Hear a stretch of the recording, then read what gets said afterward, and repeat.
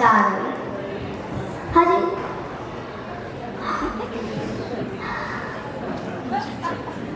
హరిమయం హరిమయం హరిమయము విశ్వమంతయు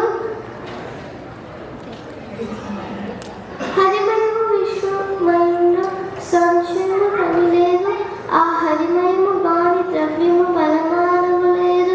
వంశ పావన వింటే పరీక్షిత మహారాజుకి తనకున్న సమయంలో అంటే 7 రోజుల్లో ఎలా ముక్తి పొందాలి, దానికి మార్గం ఏమిటి అని యోగీంద్రులని తనకున్న సందేహాలు అడిగాడు.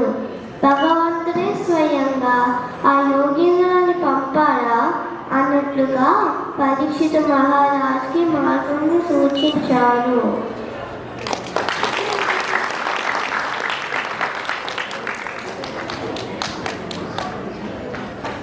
అందరికీ నమస్కారం. పరమాత్మ దివ్యత్వాన్ని మానవ మాతృలు సాధారణమైన కనులతో చూడలేరు. భావన అనే నేత్రంతో మాత్రమే చూడగలరు. అలా చూడడం గొప్ప తపశక్తితోనే సాధ్యం. అటువంటి దివ్య దర్శనం కోసం పోతన మాతృలు శ్రీ భారతీదేవిని ఆర్తితో అర్థిస్తున్నారు. శారద నీరదేందు గణసార పటీర మరార మల్లికాహార తుషారఫేన రజతాచల కాశ ఫనీష కుందమందార సుధాపయోధి సితతామర సామర వాహిని శుభాకారత నొప్పు నిన్ను మదిగానగనెన్నడు గల్గు భారతీ.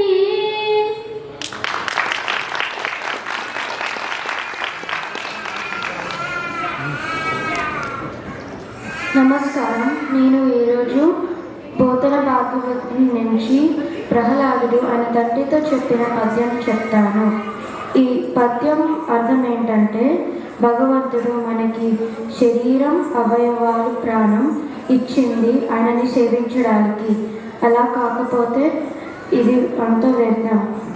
కమలాక్షి నర్చించు కరములు కరములు శ్రీనాథు వర్ణించు జిహ్వ జిహ్వ సురరక్షకుని చూచు చూడ్కులు చూడ్కులు శేషశాయకి మ్రొక్కు శిరము శిరము విష్ణు నా కర్ణించు వీణులు వీణులు మధువై తగిలిన మనము మనము భగవంతు వలుగును పదములు పదములు పురుషోత్తముని మీది బుద్ధి బుద్ధి దేవదేవుని చింతించు దినము దినము చక్రహస్తుని ప్రకటించు చదువు చదువు కుంభినీదువు చెప్పెడి గురుడు గురుడు తండ్రి హరిచేరు మనియడి తండ్రి తండ్రి.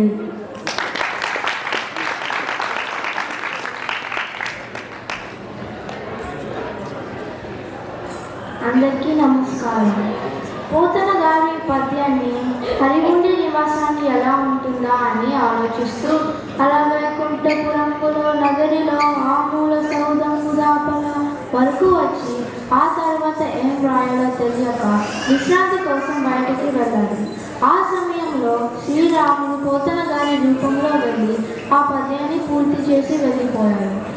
పోతన గారు తిరిగి వచ్చేసరికి ఆ పద్యం పూర్తయింది. ఇది చూసిన పోతన గారు చాలా ఆశ్చర్యంతో తన కూతుర్ని అడిగారు.